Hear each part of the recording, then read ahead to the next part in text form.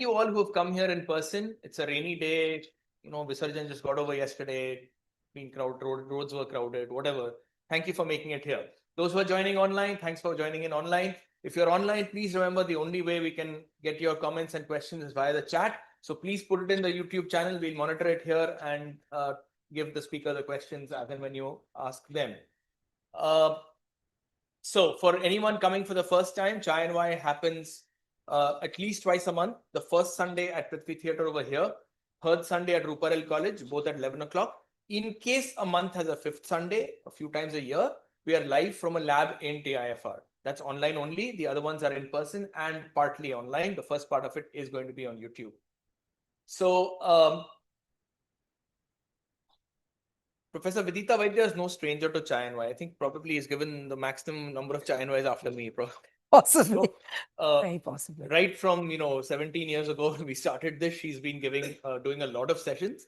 Vidita is a neurobiologist at TIFR who works on the brain and on stress and things like this, molecules that modulate your mood and various things. Formally, I mean, she is a Mumbaikar, Xavier's College, PhD in the US, Oxford, Sweden, back to TIFR. We are glad she's been in TIFR now. She's a senior professor, leads the neuroscience kind of activities over there. And it's good. She's going to tell you some fun stuff about it, I'm sure. So, relax, no stress, listen to her. Thank you, Arnab. Thank you everyone for coming. I was a little surprised to even see this much of an audience on a Sunday morning when the alternative is to chill with a cup of chai in your bed. The fact that you have... So yeah, let me just make sure I do that. Hold on. Share the whole thing. Yeah. Okay. Yeah. You could have been having a cup of chai, relaxing at home, but thank you so much for spending your Sunday with me. So I'm going to tell you in a little bit of time, the 40 minutes or so, what happens to your brain when you are on, under, during, in stress. Okay. And let's first start by defining what stress is. And it's not the easiest of definitions because it's so broad that pretty much anything could constitute in principle stress. So you can define it as any interference that disturbs a person's mental or physical well-being. And that you can immediately see is a laundry list that is very, very large. And that's unique to you. What stresses you may not stress your neighbor, right? So this already tells you that it's many, many things fall into this word. And this word has, of course, now become in popular parlance the most commonly used word, left, right. I am under so much stress, right? So this is the most commonly used word. Let's do some free word association. This is a chance for you to wake up a little bit, take your phones out, keep them on silent, but do the little test that I want you to do. You're going to do a free word association on Slido. So if you use that QR code, and hopefully that works. And if it doesn't, tell me, and then I'll open up another screen. Yeah, it's taking you to Slido. Okay, great. So let's go to Slido, and I will... Yeah, it's right here again. There, okay? That should help you. Yeah, everyone's got that? Great. Am I in your way? Okay. Is that helping? Make it larger? Okay. See if I can zoom in on that. Not really able to zoom on this one. Where's the zoom? Hold on. Yeah, wait, because I haven't started the questionnaire. Hold your horses. Give me a minute till you get... So most of you have managed to get the slide on. Okay, great. Now let me go and actually start it. Okay. Can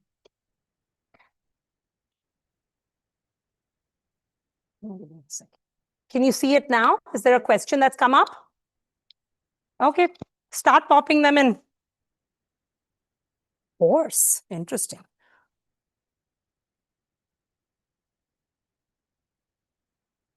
You can add as many words as you like. Just keep going. Ooh, principal investigator in there. There's someone who's a scientist. That's true.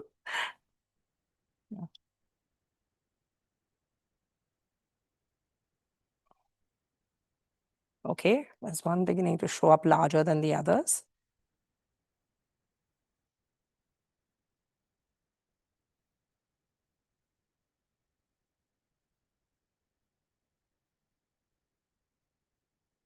We'll keep going till we fill up that screen. Yeah. So pop in things that you would define to someone as stress. Maybe the first thing that pops in your mind, maybe the second word that comes up, maybe the third word that comes up. Just populate that.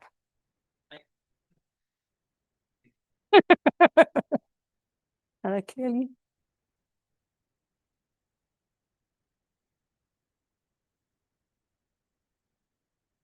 Undone work, nauseous. Okay. Rumination.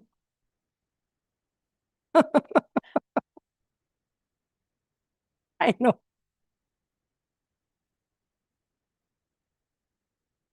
Reviewer 3. Okay. Interesting. There's clearly, yeah.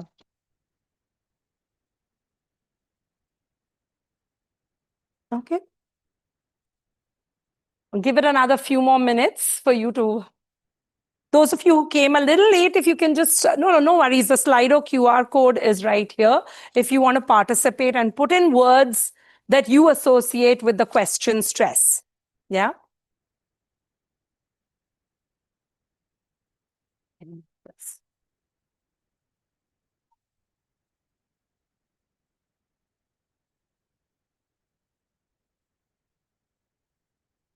Oh my goodness. Yeah.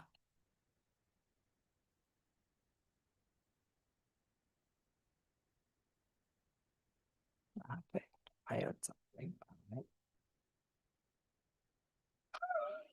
can have a whole bunch of interesting things in here. It's inevitable, right? It's unique to you.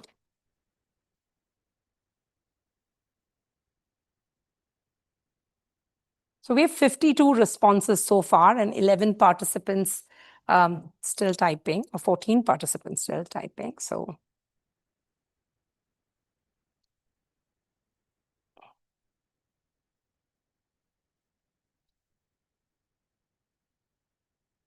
Arnab, you tell me when I'm ready to, when I can wrap it up. Yeah.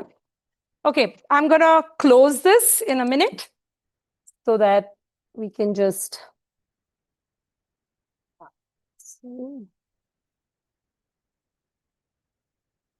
close voting. Come back to that. Okay, I think the voting should be closed now. Yep. Yep. So this just gives you a sense that, I think there's only one person who said horse, but that was interesting, right? So you would have seen something in there that you would not have expected. And then there are very common words that showed up. Anxiety is the one that's the biggest. Tension is right there. Exams is another big one. Yeah, there's college, there's job, there's family, there's suffering, there's deadline, panic, no sleep.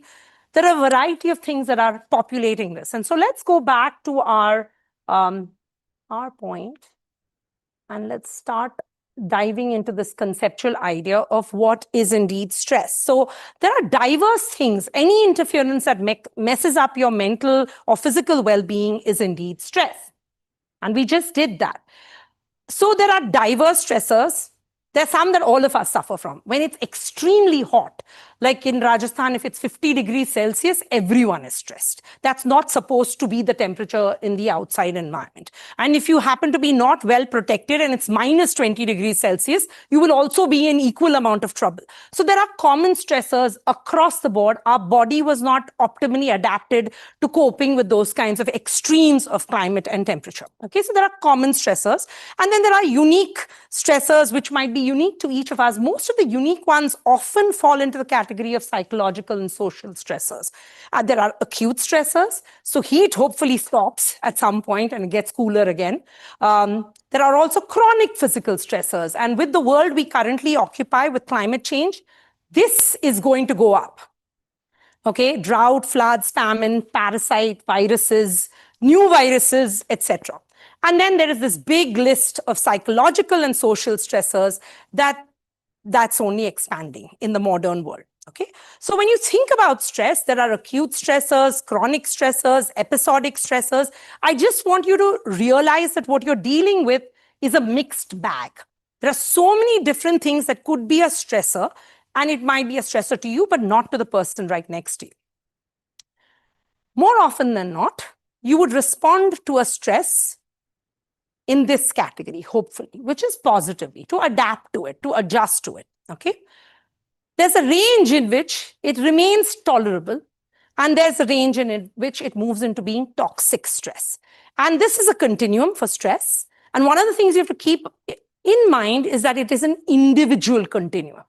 What someone may cope with in this category and this category, the very same stressor could be toxic to someone else. And so this just tells you that there's a lot of individuality in the nature in which we respond to stresses.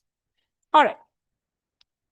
This is the stress continuum model. You're ready to respond, optimally functioning, you're reacting, you're injured, or you're ill. And now we're going to go into what's actually happening in your brain when you do this, okay?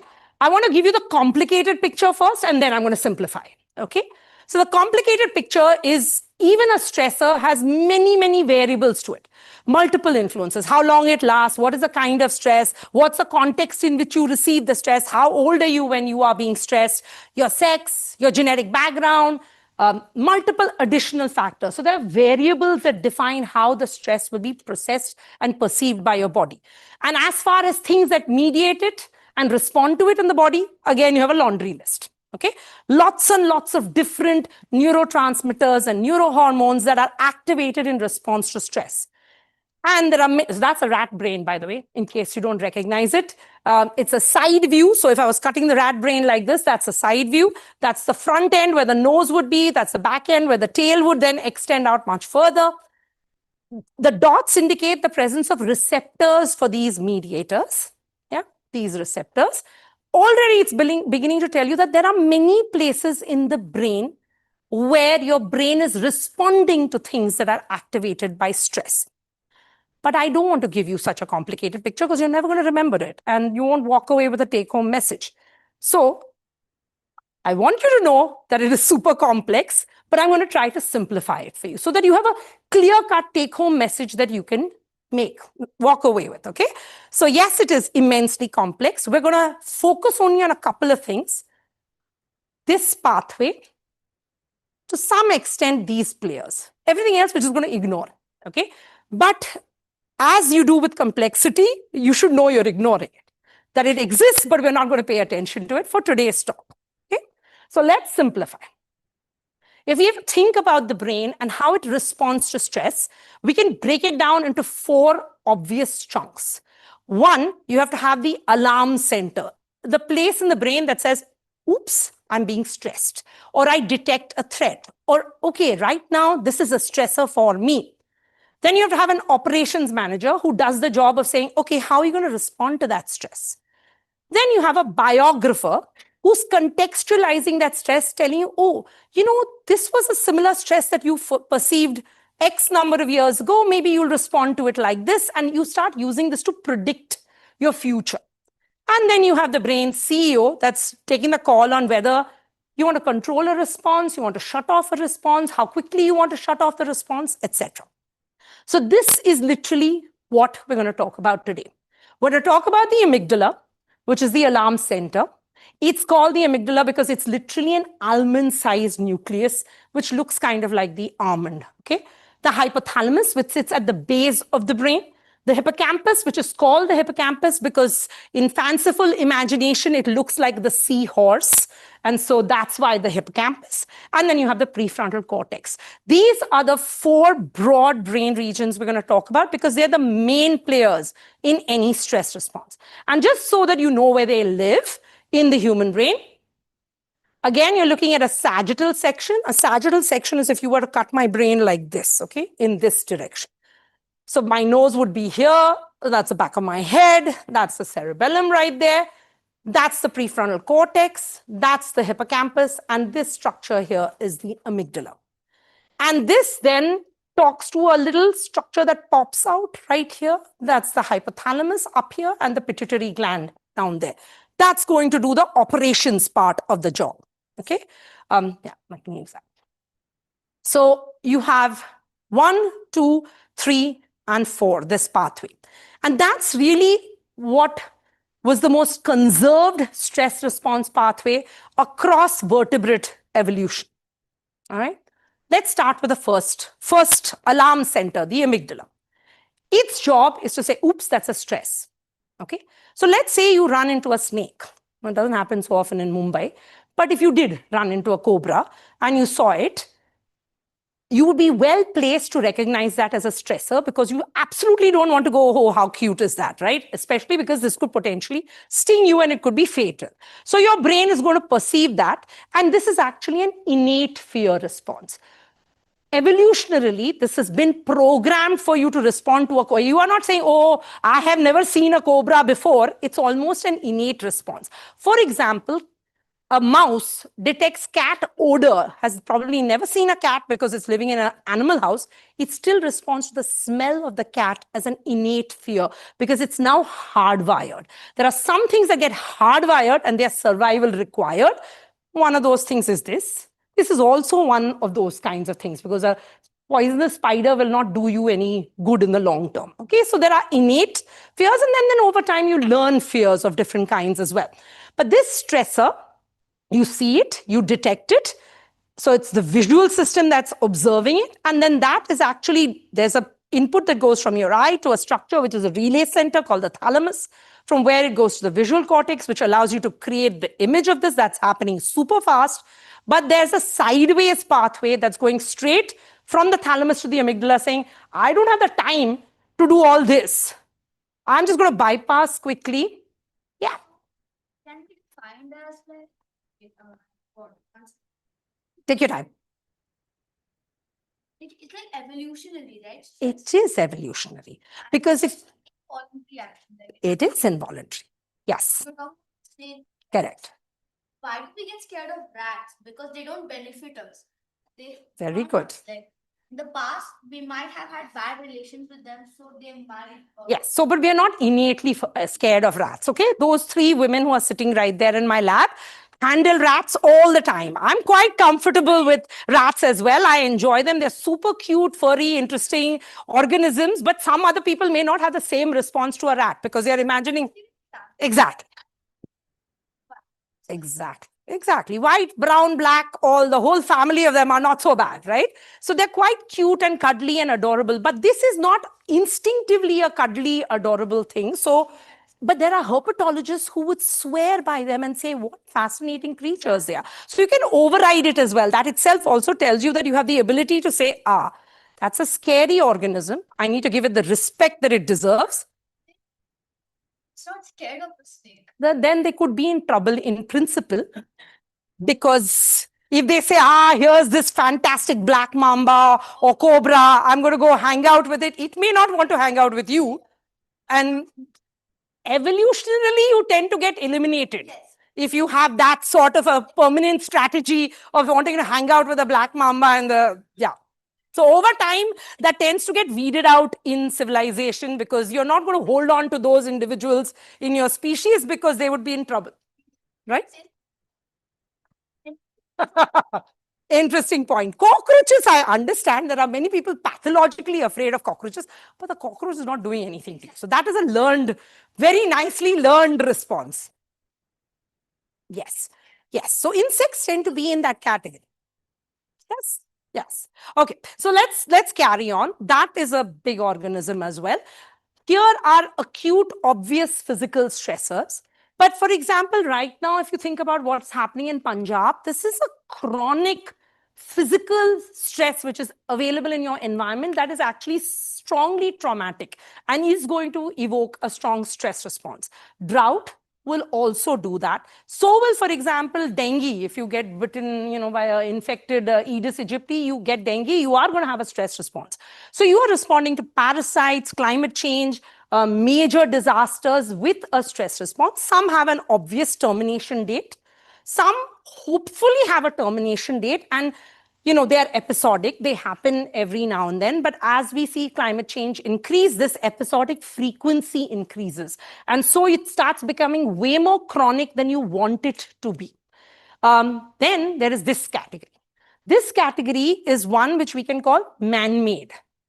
Because it's not one that's actively present in our environment. It's one we have created, right? By our creating jobs, enterprise, financial situations. The idea that you lost a large amount of money when you were trading on the market is also a profound stress for that brain.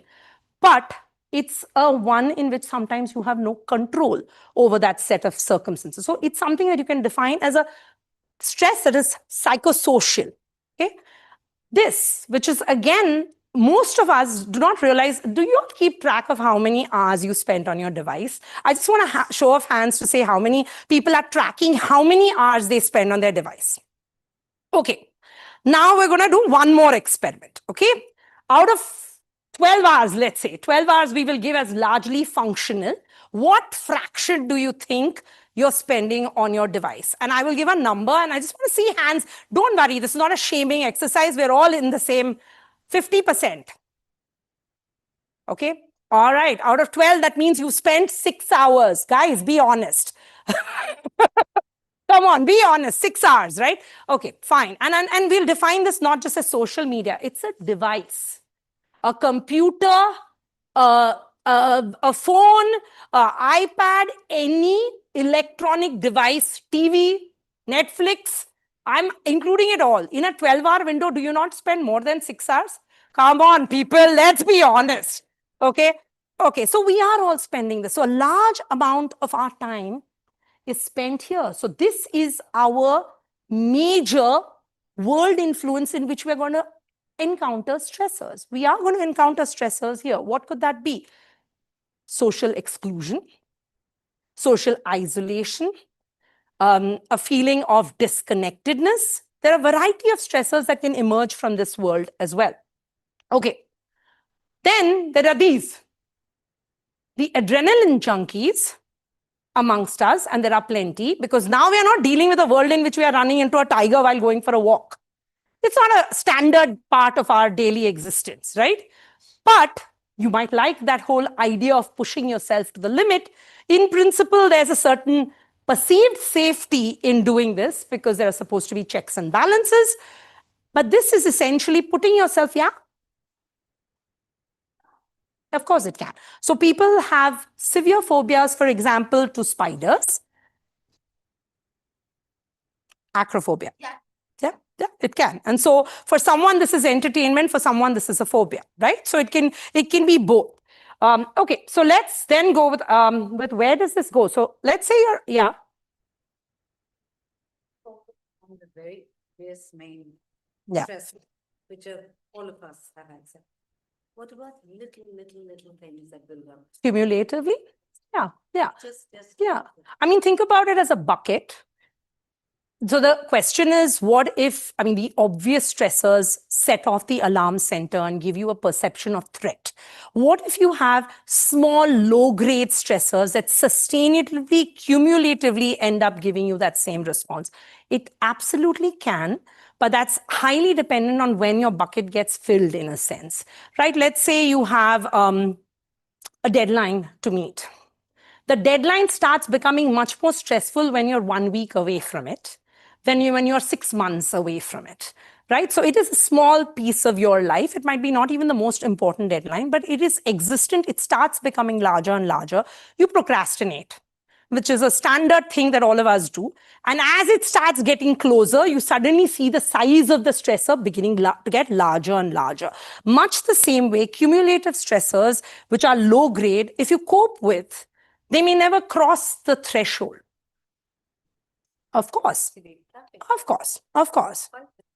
No. So that's what I'm saying. If your bucket is already filled with a bunch of things, a small thing can tip you off because you've crossed the threshold.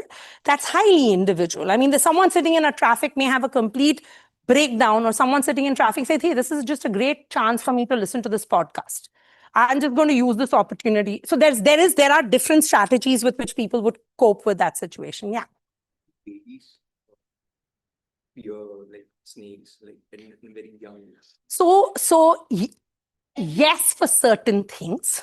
For example, if you put a baby, once the visual perception of depth is created, if you put a baby on a glass where there is the perception of depth, and so that requires a few months before the visual nervous system kicks in, yes, the baby will startle because there's this percept of the possibility of falling.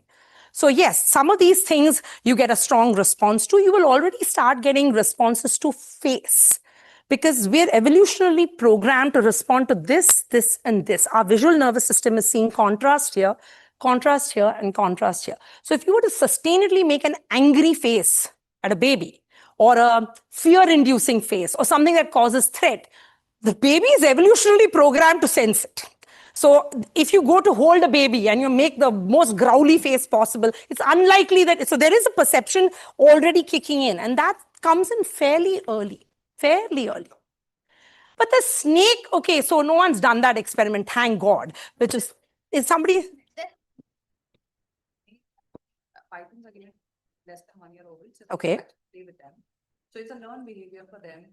Fear is like. but a python does not evoke the same response, presumably, than as a, exactly, not because of anything else, because of course the possibility of interaction of those two species is relatively minimal. But it's an interesting point as to what would a baby respond to versus not. I think an innate fear to spiders is pretty early.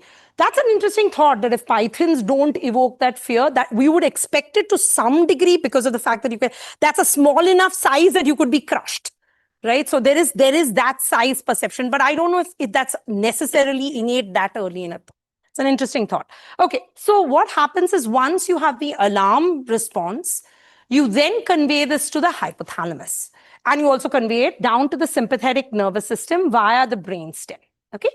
So now we're going to go to the brain's operation manager, which is going to actually respond to those cues, and it responds to it not just from the amygdala, but from inputs that come from the brainstem, interoceptive inputs, etc. These inputs cause the hypothalamus, which sits at the base of your brain, to release a factor called the corticosterone releasing hormone, the cortisol activating hormone, which then gets secreted and carried to the pituitary, which causes it to release another hormone called the adrenocorticotropic hormone, which goes into blood circulation and then goes to your adrenal glands, which sit on top of your kidneys bilaterally. And in response to that, you secrete a stress hormone. In humans, it's called cortisol. In rodents, it's called corticosterone. It's a cholesterol-derived molecule, and it's one of the major stress hormones in the body, and it goes everywhere. Its job is to help you cope with that stress. At the same time, that stress is also going to what's called the sympatho-adreno-medullary system. So it's going through your brainstem to what are called the sympathetic preganglionic neurons, which then work on postganglionic neurons in the adrenal medulla to release adrenaline and norepinephrine. Okay. Let's do a quick test. All right.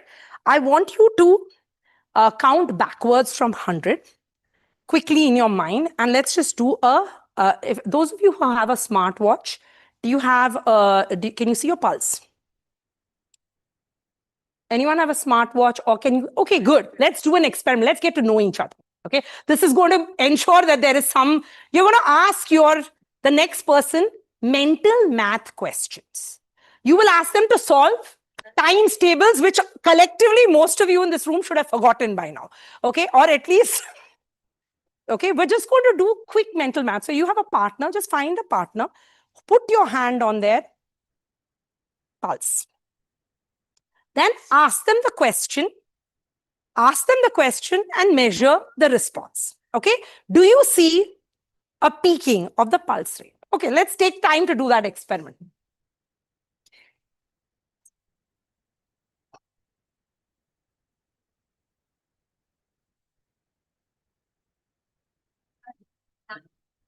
Most common way to cause a spike in cortisol.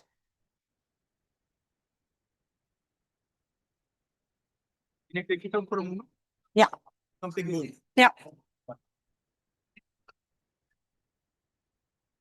This move. How? Yeah.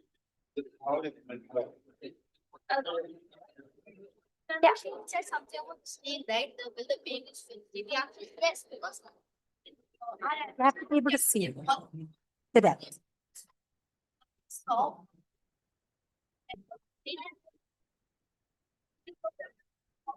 Yeah, but you can learn to get over those threats as well. Yeah. Yeah.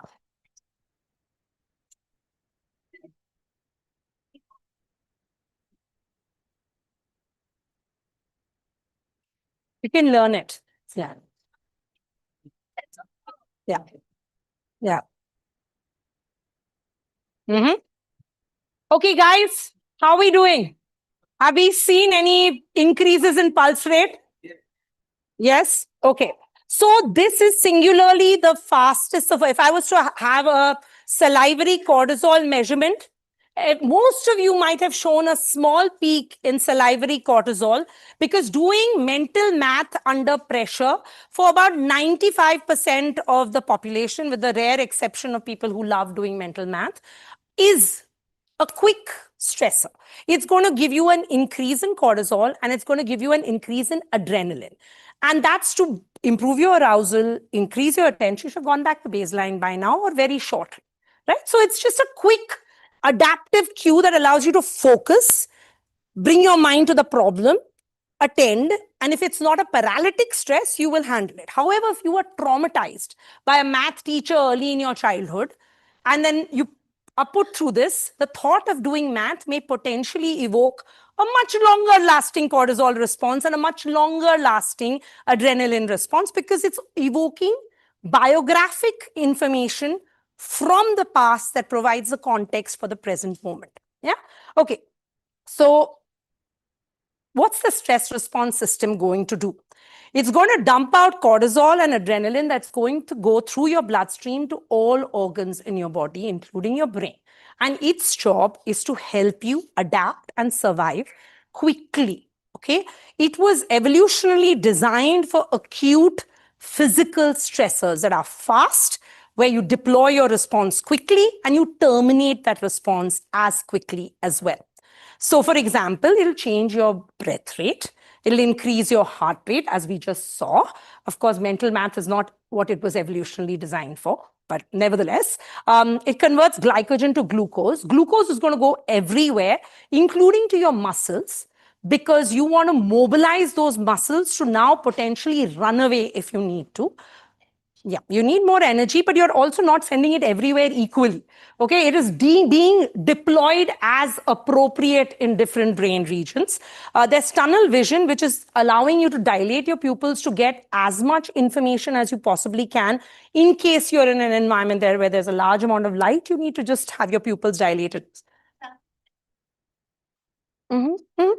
And slowing digestion as well, which makes sense. The other most common response to a severe acute physical stress is to poop or pee, because you want to clear your digestive system, and that's a quick, conserved response. Many of us start feeling our gut beginning to respond before we have even recognized that the stress is really fulsomely perceived by the nervous system, because your gut is already giving you the preparatory signal that this just doesn't feel right. Okay, it's a sinking feeling. It's also this desire to go to the loo.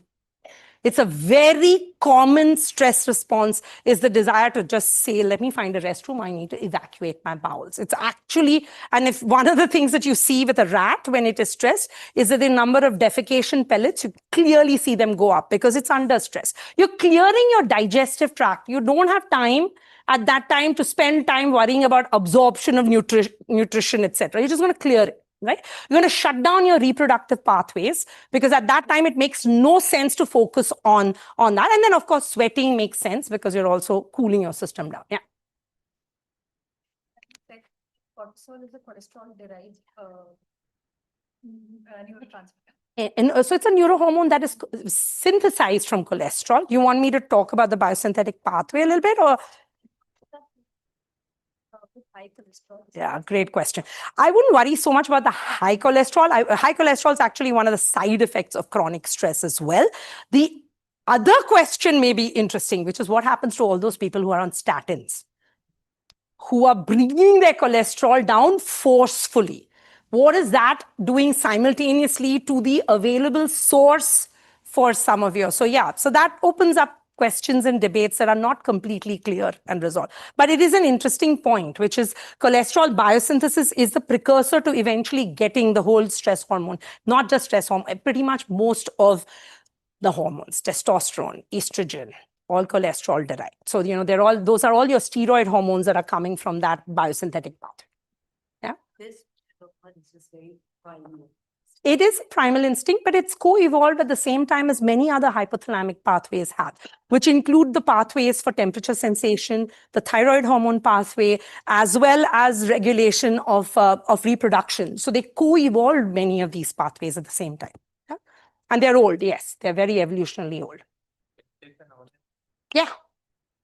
Question is, how does feeling awe and curiosity reduce stress inside the brain, and why? Can I come to that when I come to the end? Because it's the sort of question that will ask us about how do you even cope with the stress. Right now, I'm just going to stick with, let's make our way through the alarm, management of it, and then what's the control, and then we'll come to what happens when things go really haywire. I'll take that later. Yeah. Maybe if you have something where you cannot understand, please do ask. But if it's just a clarification or something, maybe let's let her finish. Yeah. We will have a lot of time. Lots here of stuff to questions, question. because Yeah. We'll be stopping the online stream after the Yeah. talk. Yeah. So we'll take some questions, of course, but Yeah. let's just not interrupt her so much that we. Okay, so we have a sympathetic system. This is our stress response system. And there's another system called the parasympathetic system, which is your rest and digest system. Think about it like that, okay? So this system is what's going to dump out adrenaline at these synapses, dilating pupils, increasing heart rate, airways, sweat glands. So it's these two are working collectively. Cortisol as well as adrenaline in this. And then what are the behavioral responses? So to break it down, simply think of it as 4 Fs. You can think about it as an animal that is under stress and then apply that to us because we are also animals, right? So we also behaviorally apply the same evolutionary rules that we see in our cousins and our other counterparts. So think about a monkey, for example, or a dog under stress. Fight. We may use that in this manner, but fight is one of the F responses.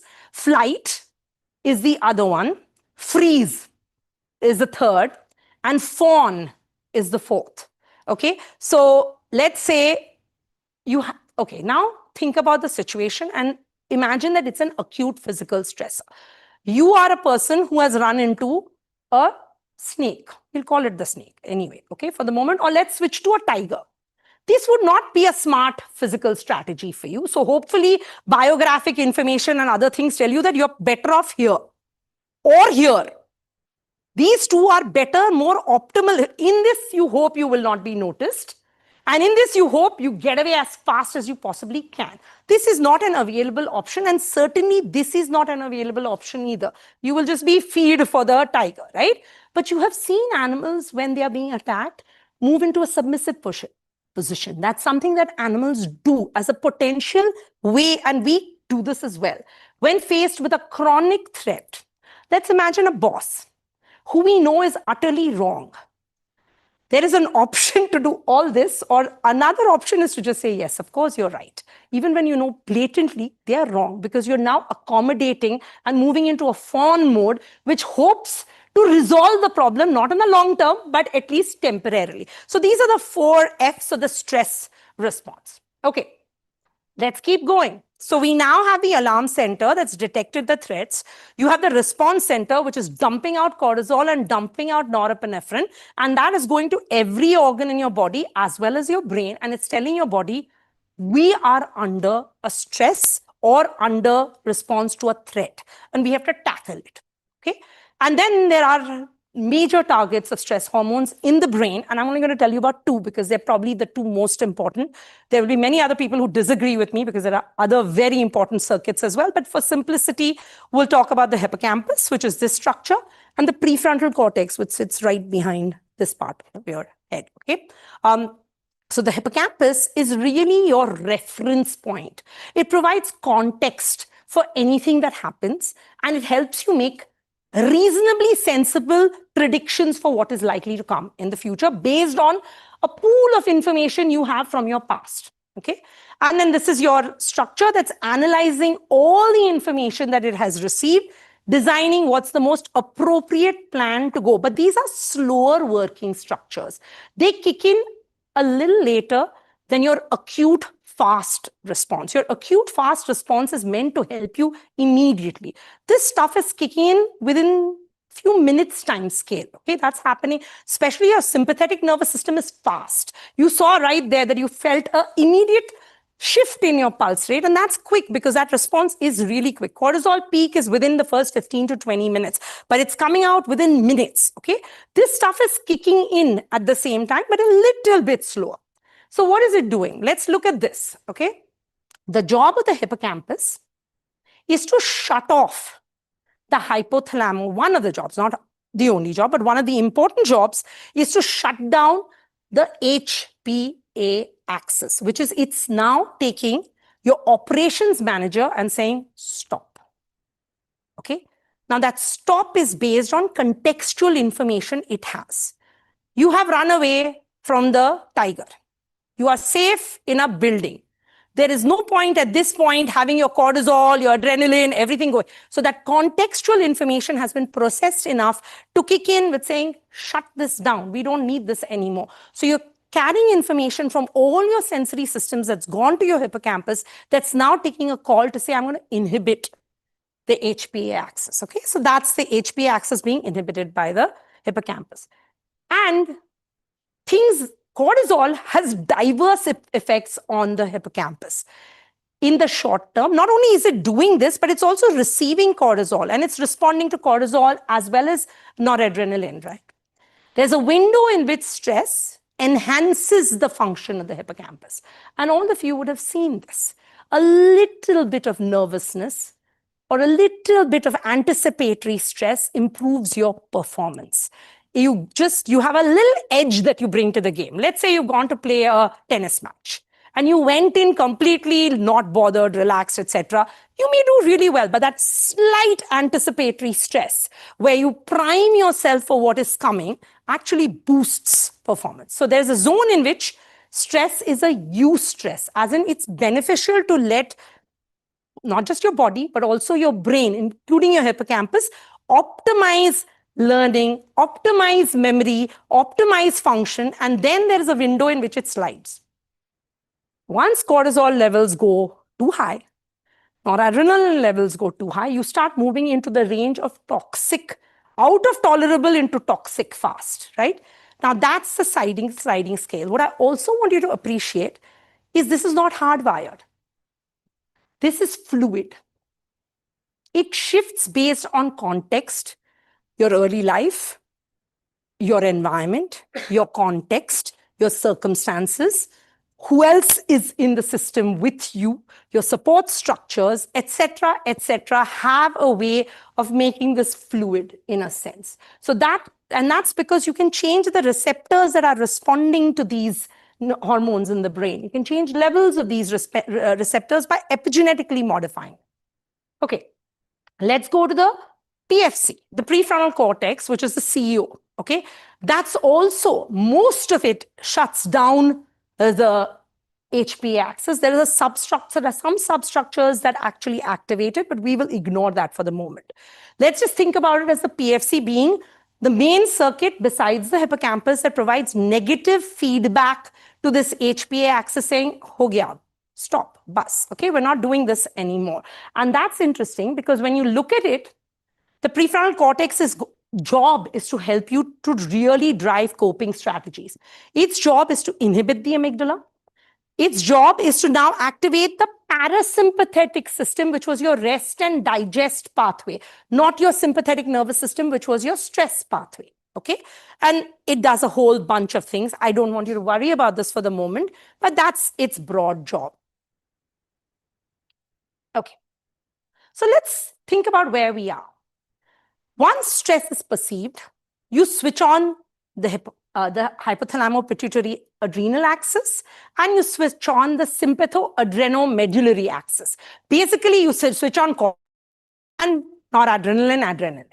Okay, think about it like that. These are the two effector hormones that are doing their job, going everywhere in the body. Those systems are your output systems. And the minute we become complex organisms with multiple places that have to respond, something has to carry the message to every part of our body. And these hormones do that job. There's middle management. Middle management's job is, am I switching it off? Am I switching it on? It's not providing decision making. It's simply saying, okay, off, on, I'm going to try to regulate this, but I'm going to take that based on information I get from the bosses. And the bosses are what? across evolution has grown drastically. If you take a rat and you open up its cortex, it will be a 1 rupee size. Okay. You take a monkey and do the same, it will be a chapati. If you take a human being and fillet out its entire cortex, it's a pizza. Okay. So what happened across evolution is that we ended up with this huge cortical expansion. And amongst those are players like this, which allow us to, the prefrontal cortex and the hippocampus. These are our big top-down regulators, which will tell the middle management what to do, right?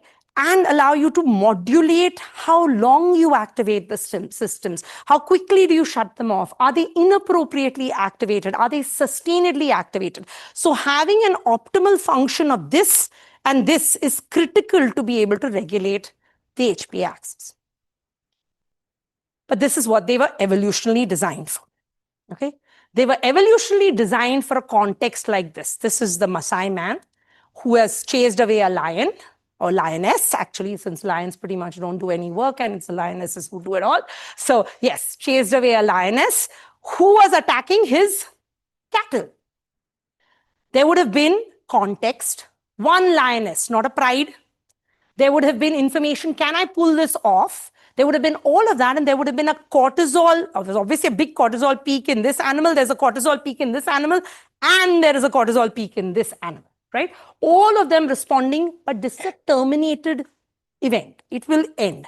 Either these two are both finished off by this, or there you manage to get rid of this and it's over. The event is over.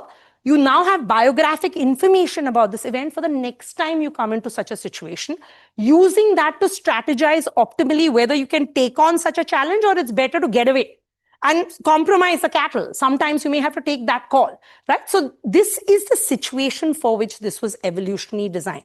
Fast, quick, terminated. Yeah, that's what the system is made for. This is its current deployment. Okay, so this is what we are currently using it for every single day in and day out. In many contexts, first of all, it's virtual. Many contexts, it's social. It's dependent on who's around you and who's your major source of stress. And if you're not able to terminate this, think about this as seeing the lioness continuously every day for at least 14 hours a day, with no end point, no termination, no end, and no ability to have a perceptive control, right? So the perceptive control is a huge component in coping strategies for stress, which is how do you end, terminate, and how do you cope, right? Yeah.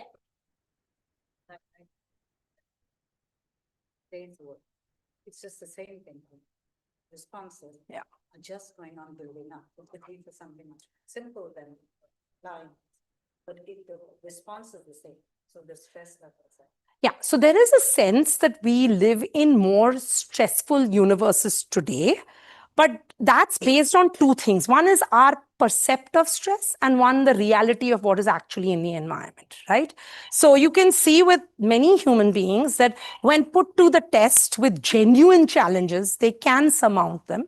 And then you can collapse at sometimes the smallest thing. But the smallest thing might collapse you because you have built up stuff underneath which you didn't tackle, and that eventually was just the straw that broke the camel's back.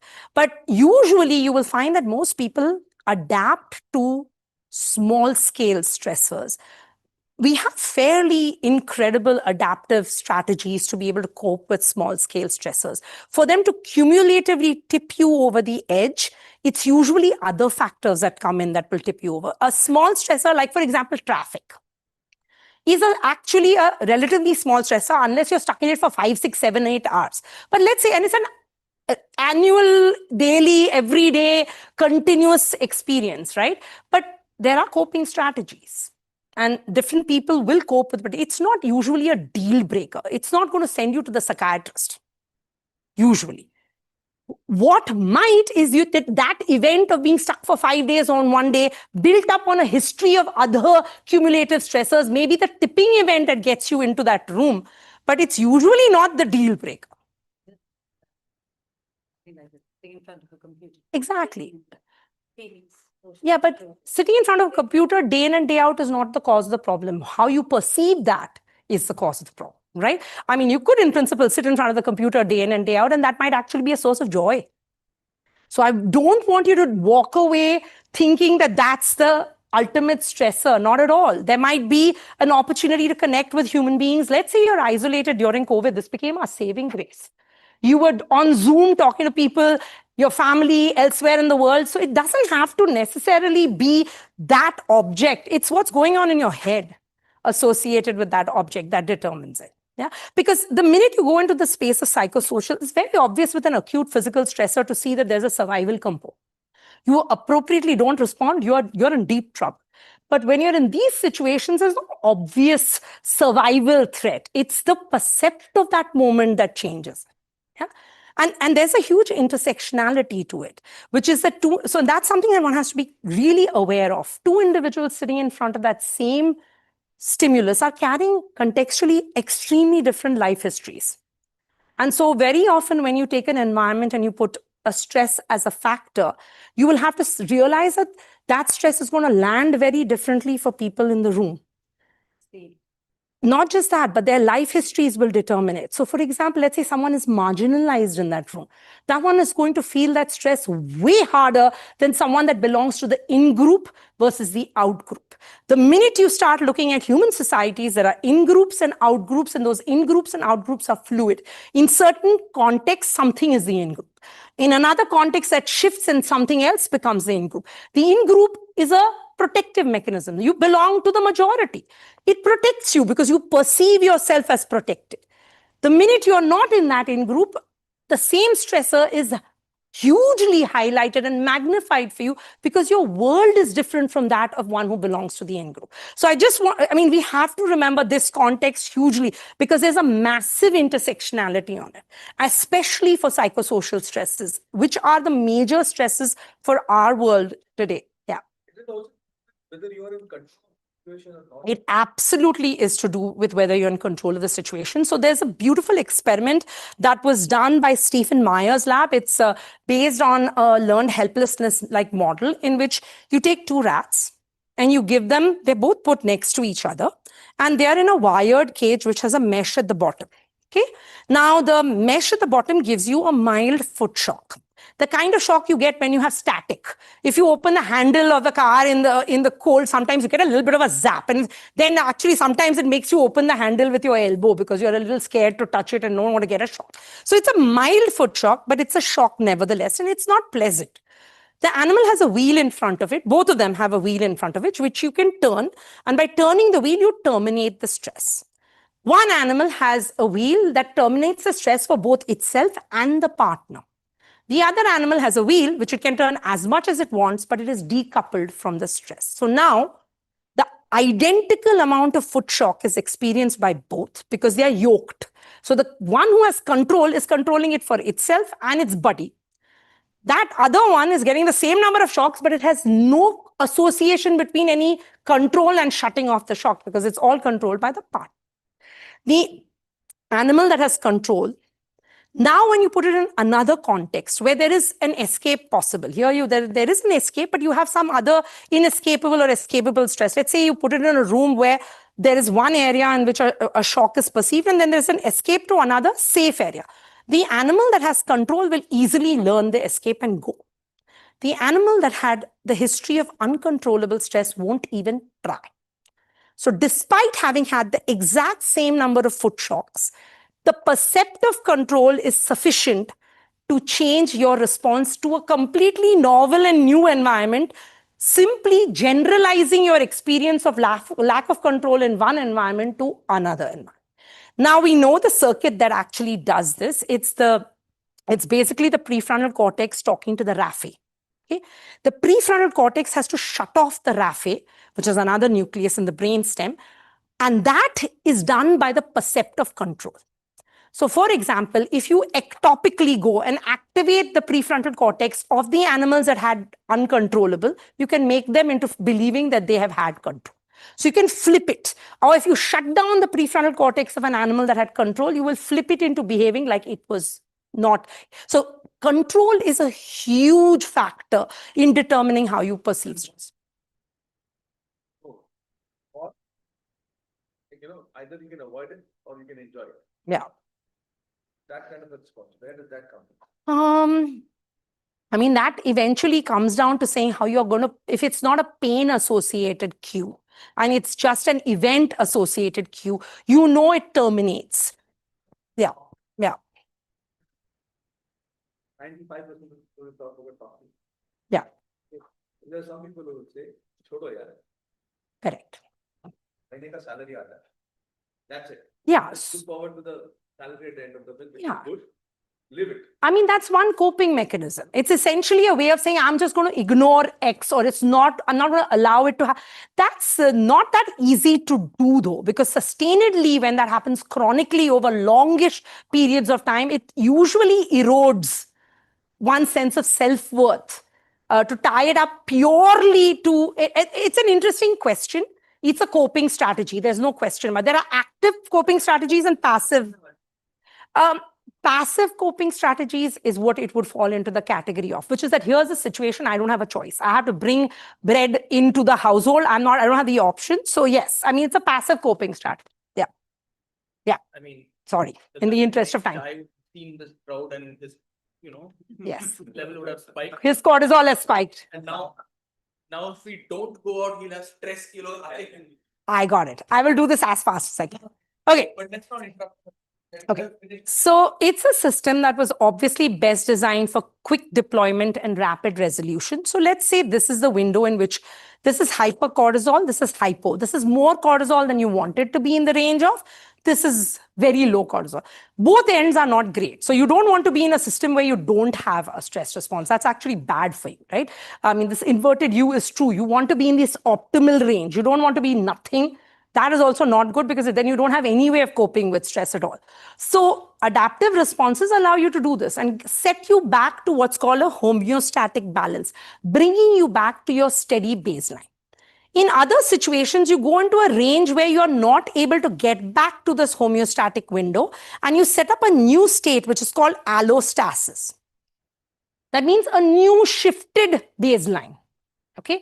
And that shifted baseline comes with a load. Because now you're bathing your body with higher cortisol than it should be seeing. You have higher sympathetic outflow than you should have as baseline. It is your new baseline, but it's a baseline that is saturating many of your organs with higher amount of cortisol and higher amount of adrenaline than it should be. Okay, and so you can, over a period of time, move into ranges where you will not be optimally functioning. And like I said, it is an inverted U. You want to be in this zone. You don't want to be here and you don't want to be here. And obviously, who stay in this, your age matters. You're better at doing this in the younger window. As you get older and older, this is going to get harder and harder to maintain and tune because your systems over time show attrition and damage. Okay? So when you're in the optimal range, you really enhance function, enhance learning. You can also move into this zone. What is actually happening to your brain on chronic, uncontrolled, unpredictable, and sustained stress. Not under acute stress, which you respond to well, adapt to, and manage. This is what happens to your brain when you're on sustained, uncontrollable, unpredictable, usually very often social stress. In the amygdala, you're going to have structural changes that increase neuronal arbors and actually result in a hyperactivity of the amygdala. So now your threat perception system is on all systems go. It's going to look around everywhere and say, that could be a threat. Maybe that is a threat. Maybe that's an imagined threat. Your threat perception pathway is on all alarm, all systems, red alert. Okay, this is what you've done. The hippocampus, on the other hand, has structural changes, both prefrontal cortex and hippocampus. You have atrophy of neurons. So neurons lose their dendritic arbors to a certain degree and also show an attrition of contacts. And that causes damage to both hippocampus and prefrontal function. And I'll show you that in a little bit. So in a sense, think about it like this, right? You have, let's just see if I can, yeah. You have a vicious cycle that's being set up. Your amygdala is hyperactive. That's giving a lot more information of percept of threat and chronic stress to your HPA axis, which is dumping out a ton more cortisol. That cortisol is contributing to the degradation of the hippocampus and the prefrontal cortex, but contributing to the hyperactivity and the enhanced volume of your amygdala. So you're shifting your circuit away from a system where control from PFC and hippocampus allowed you to tamp down this pathway to a system where you have all systems alarm on go and a possibility of sustained activation and perception of stress. Let's look at the amygdala. This is what's happening in a rat brain here in the amygdala. For example, this is the kind of hypertrophy you see. In the human brain, several studies from Joseph Ledoux's group, many others, indicate that there's an increased likelihood of threat detection because you have hyperactivated this particular circuit. Okay? This is also not just a circuit that's doing control of the HPA axis, it's your circuit for emotional learning. All emotional learning kicks in with the amygdala being involved. So let me give an example of emotional learning associated with reward. So this animal has some neurons, maybe one that responds to sugar and one responds to music or a tone. Once you consistently start pairing this connection of this sweet and this particular tone, over time in Pavlovian conditioning-like manner, the tone produces the same response that the reward did. So now you have transferred the reward from the sugar to the tone. Okay. Now imagine it with punishment. In a Pavlovian conditioning-like manner, you can say this is shock. You have a tone paired with a shock or a context paired with a shock. Shortly, by training the animal to pair these two, either the tone or the environment, you can now associate either the tone or the environment with that shock and with that aversion. So you learn. And this is vital because you want to learn. For example, if today, Arnab decides for some reason that he's going to put a whoopee cushion right below you that gives a small mild shock. This is the new chaiandwhy. We will lose all our audience very rapidly, right? Because you come in, then you train, and then this context of this room is going to be associated with a little bit of a shock. That's not what you want. In contrast, if he decides, I shall provide, what should it be? The vada pav that you guys got ahead of time. Something which is provided right there, and it's a reward that you associate as a reward. This environment and context starts being enriched as one that is associated with positive reward instead of appetitive versus aversive. And that's kind of vital because if this is growing, you end up with something that in popular parlance, this is a term that was actually coined, I think, by Daniel Goleman, which is called the amygdala hijack. You have, in that pathway of control of the HPA axis, ended up with your alarm center in red alert way more than it needs to be. Okay, so you end up with a situation where the amygdala, so sensory information is entering the brain, it's going everywhere via the thalamus to multiple different circuits. The cortex is putting things together, making sense of this information. It's also bypassing and going to the amygdala, which is not even waiting for the cortex to tell it whether you want to have a contextual informed response. You're just on all systems alarm and go. And so you end up with what is called, in popular parlance, the amygdala hijack. What's happening to the hippocampus? In the hippocampus, you're doing the opposite. You're doing atrophy. Okay, so dendritic arbors shrinking. You end up actually reducing the birth of newborn neurons. You end up with excitotoxicity, growth factors that are necessary for your neurons to stay healthy go down. Astrocytes become more reactive. Microglia, which are associated with neuroinflammation, get active. Proteases, which actually drive the aging process, get driven up. And there's a change in insulin as well. I'm just going to skip this part and come to the PFC. What's going on in the PFC? In a non-stress condition, your PFC is doing the job of talking top down to the hypothalamus and the amygdala, regulating emotion, inhibiting inappropriate activation, top-down guidance of attention, reality testing. Now that's kind of important, right? Plastic snake, non-plastic snake, a threat environment or not a threat environment. I mean, this is literally what you're processing and deciding whether you need to respond or not. And when this goes offline, the PFC goes offline, and it does under conditions of chronic, sustained, uncontrollable stress, you end up with a situation where the amygdala now is in the driver's seat. And that's the hijack, right? That's the hijack. So a little bit of technical detail, if you'll stay with me for a minute or two, and then we'll, if there's anything confusing, stop me. Okay, so this is work from Amy Arnsten and other groups where something very interesting happens. When you are under stress, you secrete dopamine and norepinephrine, right? If you secrete, when you're under stress, norepinephrine is noradrenaline, it's adrenaline. Like it's secreted all over your body, it's also dumped out into your brain. Okay, so it's coming out into your brain. So your prefrontal cortex is seeing both dopamine and norepinephrine. Okay, now there are many different kinds of receptors that respond to these neurotransmitters. One of them is the alpha 2A, which responds to the noradrenergic input. Its job is to strengthen prefrontal cortex control of the amygdala, basal ganglia, hypothalamus, etc. Okay, so its job is to keep you alert, safe, aware that there might be a stress that needs processing, but in a functional mode, at the peak of that inverted U, okay, at the top range of the inverted U. If you go to very high levels of dopamine and norepinephrine, in particular norepinephrine, you bypass the alpha 2, you get the alpha 2A, but you also get alpha 1 and beta 1, which require higher levels of norepinephrine to stimulate those receptors. And when you do that, their job is to actually weaken the dorsolateral PFC, taking away that control of the amygdala and the basal ganglia, driving you into habitual responses as well as driving you into an amygdala-like dominant mode.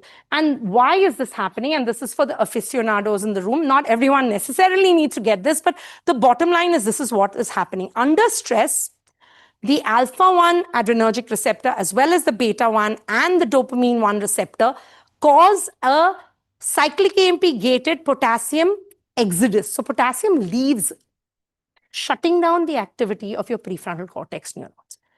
When you have the alpha 2A engaged, either when you have optimal levels of norepinephrine in the game, or when you have drugs like guanfacine, which is used to treat attention deficit or to bring you into a more optimal frame of the inverted U, you actually bring down this. I know that's a little confusing, but this is a body of work that led to some really important drugs and treatments for attention deficit hyperactivity disorder. Okay, I'm going to skip this part. I'll just use this to touch upon what's going on. Okay, so you have increasing arousal and you have an inverted U in the PFC. Many systems have inverted U's. In the PFC, the inverted U is tight. The working range is narrower. Some things have very broad inverted U. Some things have tight.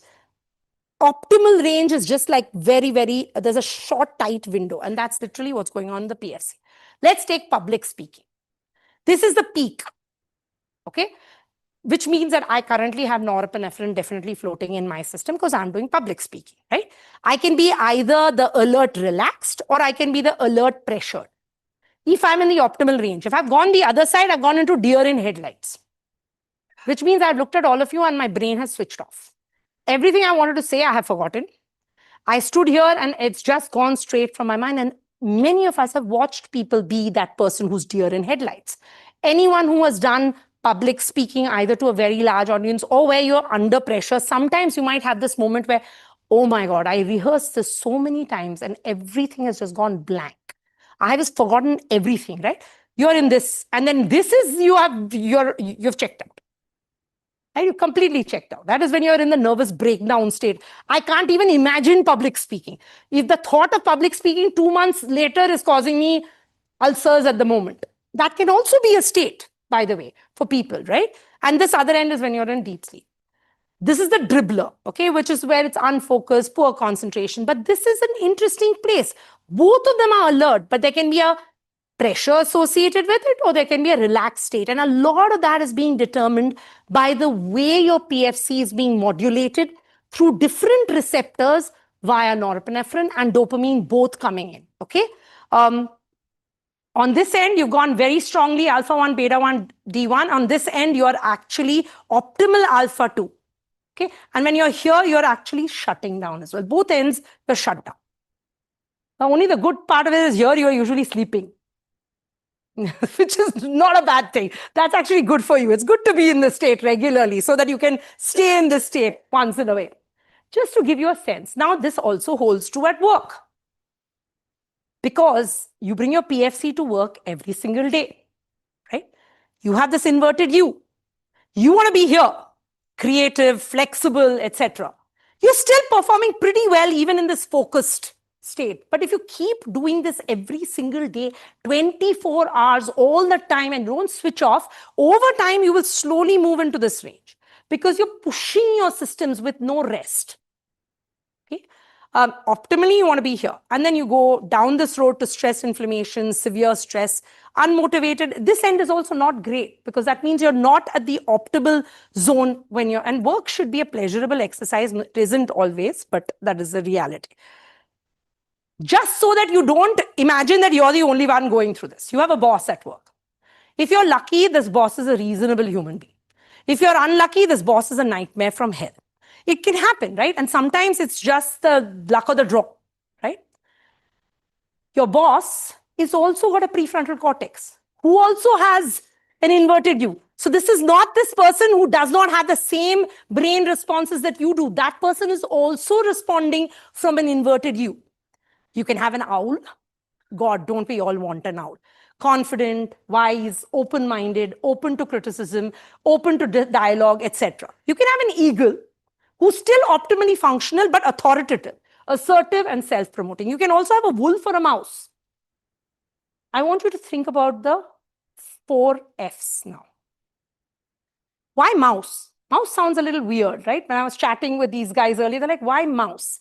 Think about a boss who's only interested in pleasing their superiors and cares 2 hoots about throwing you underneath the bus and running over you in the process. Not only to give you, not to give you credit, but to share the blame very willingly with you. Right? Not even share, just give you the blame, right? In that case, you're dealing with someone who would rather be people-pleasing to their superiors consistently rather than honest with their own team, right? So this is an inverted U, and it's kind of important because once you start, sometimes I found myself in meetings and I've thought, wouldn't it be interesting to turn this meeting in my head to a watering hole? After all, watering holes is where species gathered. And when they gathered, there were alphas who got access. There were betas and gammas that were jostling for power. There were alliances that were shifting in the room and the dynamic. In a sense, many corporate meeting rooms are watering holes, right? We are, after all, a social species, and we replay patterns that have evolutionarily been really conserved to gain authority in our social settings. Monkeys are a great example to watch for this. If you sit somewhere and watch a tribe of baboons for 2-3 hours, you will come away with fundamental insights into human nature because you have just watched our close cousins play out behaviors we routinely see in our interpersonal interactions every single day, right? So just knowing that this happens in your brain is an element of control because you know this is also happening in someone else's brain. And sometimes their responses are not those responses to you, but to their own history that they carry from and their own legacies, perhaps of trauma and others, that they are now dumping out on you, but you might view it as this is all me. It might not have actually anything to do with you. And that's important to kind of keep in mind. Okay, so now if you have a system in which you damage and destroy the hippocampus and the PFC, you impair this feedback control, and now you keep driving cortisol, corticosterone, glucocorticoids, as they're called as an entire family. You keep creating this vicious positive feedback loop. More glucocorticoids, more damage. More damage, less control. Less control, more production. So this is a positive feedback loop that can kind of run away with itself. And that's why you end up in this sort of a state where chronic stress, when not controlled, sustained with no other buffers and coping strategies in place, over time can drive elevated cortisol, which then drives degradation of these 2 circuits and hyperactivity of this circuit, setting up a vicious loop and eventually driving maladaptation. But the good news is most of the time you want to stay here. Stress is an inevitable part of our daily existence, and not all the news is bad.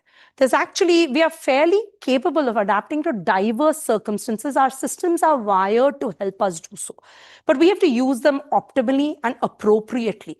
And that, unfortunately, so think about it, this was an evolutionary design over 100,000 of years, right? Like this is the kind of timeline, 30,000, 40,000 years. In the last 200 years after industrial revolution, we have just changed what we're using it for.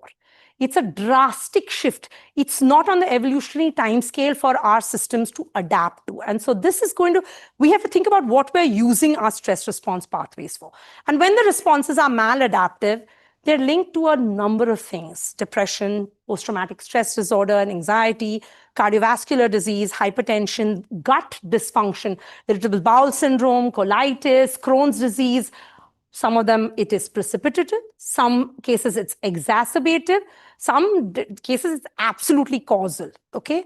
Amenorrhea, reproductive dysfunction, immune dysfunction, the entire battery of allergic conditions, which are driven by a combination of stress and massive environmental change in terms of available allergens to stimulate the system. So then let's look at this. In 1900, if you look at the number of deaths per 100,000 people, these were the reasons why we died. Okay?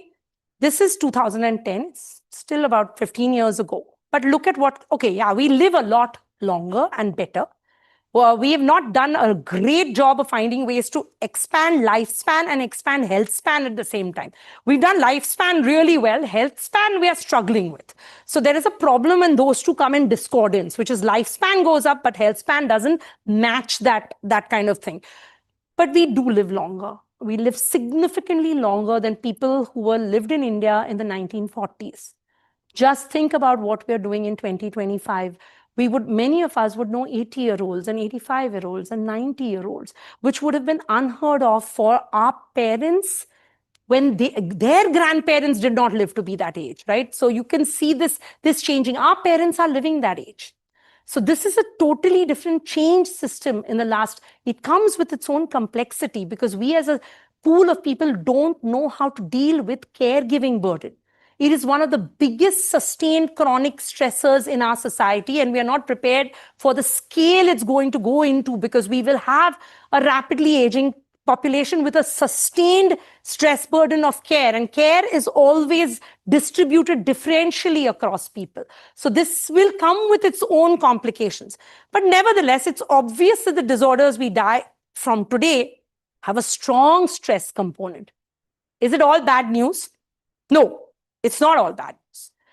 We have inbuilt within us significant resilience mechanisms. And you can think of resilience as defined by Andreas Mayberger as resilience as lower vulnerability to experiences of environmental risk and the ability to overcome adversity and stress and have a relatively good outcome despite the risk experience. And we know from a diversity of psychology studies that there are resilience factors, there are risk factors, okay? It's interesting that one of the big risk factors is urban environments, right there at the top. Crowding of a scale comes with its own inherent stresses and challenges. And unless you have planned urban environments for nations like ours, which are shifting in terms of populations and where they're going, urban planning, without appropriate urban planning, we are creating environments that are fertile to the generation of sustained stress. It's difficult to cope in those. There's no coping capacity that's being promoted in those environments. We don't have open spaces. We take them out systematically. We don't leave room for recreation, which is absolutely vital. There is places that have to be factored in, and we are continuously worrying about what are we going to do with the care burden we will have with dementia and all. I did no resilience for the caring population that will have to care for all those individuals who develop those diseases. So it's a complex problem. Migration is another big one. And that tells you in an environment with strife, war, and refugees that are moving across, you have a natural environment in which it's fertile to having a risk factor, right? And of course, poverty overlays. So it's not just adverse individual experiences, adverse community experiences that also have a profound effect. I'll just skip this one. Okay. What are some of the Big protective factors. I just want to throw these up. People, purpose, place, and perception. These are strong protective factors. Your people can come in and step in and really rescue you. So we as a social species, there's a lot of value in terms of our human relationships and investments that protect us. Purpose, having something to do. People describe service as a purpose, and service has a profound protective effect because you are in principle there to look for something larger than yourself. The minute you move to larger than yourself, it changes your perspective to yourself as well. The minute it's larger than just you and your problems, the scale shifts and your percept of it changes. Place. This is a hard one to change. I mean, we just talked about corporate work environments. Sometimes you're stuck. There's no room or escape out of it. But if there is a way to change the place, there are sometimes massive advantages to that as well. And then, of course, your perception of stress, which is determined by many, many things. Martin Seligman defines this as the 3 Ps of resilience. Personalization, where you're convinced that the universe is out to get you. Something terrible happens to you, and then you're convinced the universe has targeted you. The universe is just random. Sometimes things just happen. If they can happen to you, it can happen to somebody else, it can happen to somebody else. So that belief that it is all you, and it is, why is this happening to me? Which is the most commonly asked question. If it can happen to someone else, it can happen to you, right? In principle, there's no reason to believe that you should be spared for whatever reason if someone else is at the receiving end. So there is a randomness to the universe. Having that awareness that it is not as though the universe has singled you out for punishment or singled you out for trauma is a protector. It's a strong protector because you realize that this is a set of circumstances that could happen to anybody. You didn't do anything particularly to invite it. Yeah? That is not to wipe out responsibility when you actually create a situation in which things are being created because of you. Pervasiveness, where you genuinely start believing that one stressful experience spills over into every dimension of your life, so that you believe that if you had a stressful environment, all environments start being generalized into a negative direction. So that's very, very common. It's also one of the underlying things that you see in ruminative disorders like stress-associated disorders like depression and anxiety. Just self-referential negative frameworks that generalize to all environments. And permanence, the belief that this is it. It's never going to go away. This too shall pass is perhaps a mantra that is old, but it's worth repeating to oneself that there is impermanence to everything, including us. Yeah. So people talk about something called the PERMA model, which is again based on what Martin Seligman talked about. He was a researcher that also did a lot of work with animal models, but this is not the only model, and there are n number of ways. This was a model that they came up with because they wanted to do this with soldiers in America. So Seligman used this as a way to help the US with their industrial war machine do this with individuals that were being put into environments where PTSD was the thing that you were dealing with. So this may not necessarily be generalizable, but just want to throw out the idea that people have come up with a variety of models: positive emotion, engagement, positive relationships, purpose, accomplishment. I mean, it's not surprising. Okay, we'll end by doing something that I think we should do, each of us, to ourselves and our closest relationships. We should do this as a check for ourselves. It's a stressometer. Okay, how do you know if you are stressed? You have said you are stressed, but you don't know if you're stressed. You don't even know. Somebody says, I'm very, very stressed, and you love this person. Do you have no way of really figuring out, are they really stressed, or is this just one random statement that they've made on a particular day? I'm going to put up some slides. Just look at them. This will presumably be eventually. I also have the link for it. It's a useful way to check in on yourself as a health hygiene test for yourself to find out how stressed are you. Okay. So here, indicate with a check how often you felt or thought a certain way during the last month. In the last month, how often have you felt you were unable to control the important things in your life? And you have never, almost never, sometimes, fairly often, very often. In the last month, how often have you not felt confident about your ability to handle your personal problems? How often have you felt that things were not going your way? How often have you felt the difficulties were piling up so high that you could not overcome them? This is from the Journal of Health and Social Behavior. This is the perception of how you're feeling. And then there are the physical manifestations of it. Have you felt any of the changes listed in your body and mind when facing a highly stressful situation? Heart quickens, heart beats faster, heart races, heart skips a beat, heart pounding, pain in the chest. We all feel these to different degrees and extents, and I think it's a useful way to act as a check and balance for ourselves. Changes in breathing, changes in your stomach, muscle tension, where sometimes if you ever go and get a massage, people have your knots all over your neck. I can feel your neck and shoulders are completely knotted. Fear and anxiety, jitteriness, how your body being shaky, how often you feel sad and depressed, and how often in environments would that then manifest in tears.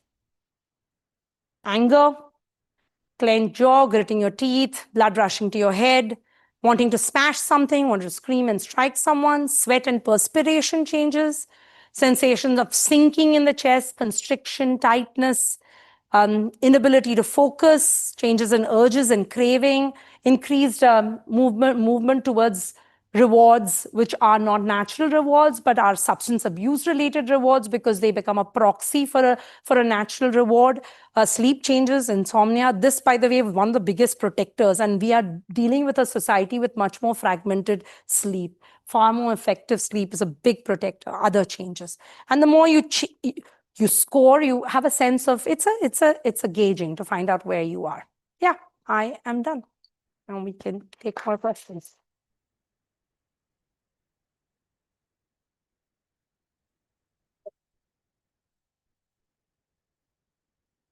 Take the questions on the stream and then stop it, and then we can have try and come back and continue. Sounds good. So yeah, how is the dopamine reward system associated with the stress response? As some individuals during psychological stress being irritated takes their anger out on others and then they calm down quickly. I mean, the reward pathways are activated. Dopamine is released from what's called the ventral tegmental area into the prefrontal cortex and into the nucleus accumbens when individuals undergo acute stresses. But chronically, it actually shuts down the reward pathway.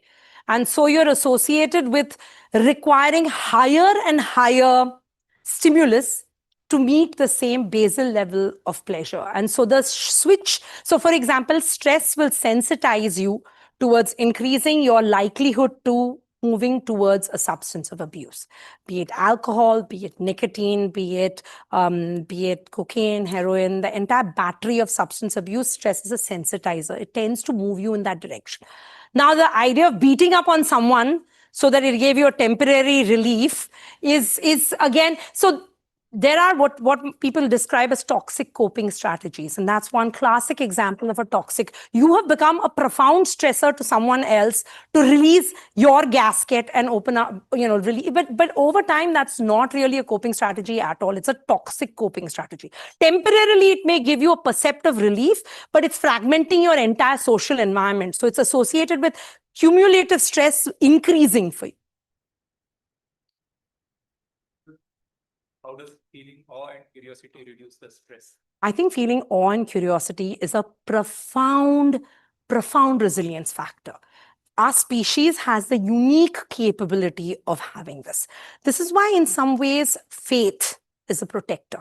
And it's a protector because individuals, when they perceive faith and go to an environment where they associate that with awe, and something larger than themselves, that acts as a buffer because there is a buffering force that's associated. And faith has, across diverse studies, been shown to be a protector. But the same awe can be experienced when you sit down and you lie down and you look at the sky, night sky.